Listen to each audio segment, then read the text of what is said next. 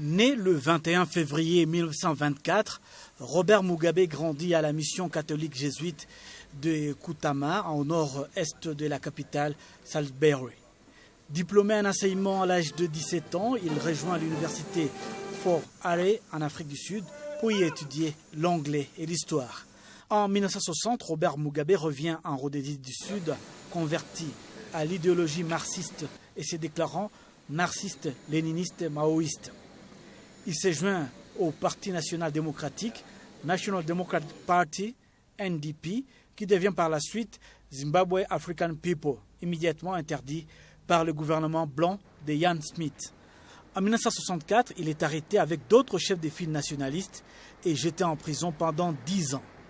Relâché en 1974 sous les pressions du Premier ministre d'Afrique du Sud qui cherchait à trouver des interlocuteurs modérés au gouvernement blanc de Ian Smith, Premier ministre de Rhodésie, il quitte la Rhodésie pour le Mozambique où il prend la direction de la branche militaire de la ZANU pour mener la guérilla contre le gouvernement de Ian Smith. Le 18 avril 1980, Robert Mugabe devient le Premier ministre du nouvel État du Zimbabwe et Kana Banana le premier président.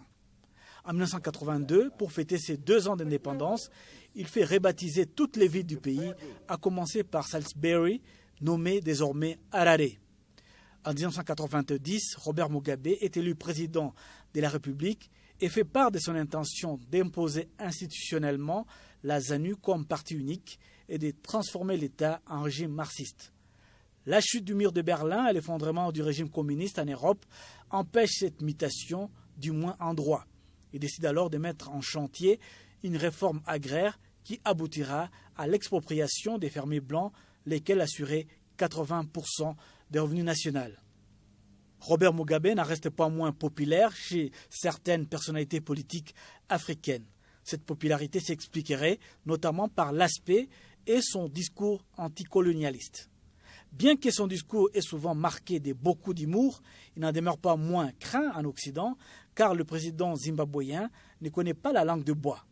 Son intervention sur la tribune du 27e sommet de l'Union africaine sera l'un des discours les plus attendus.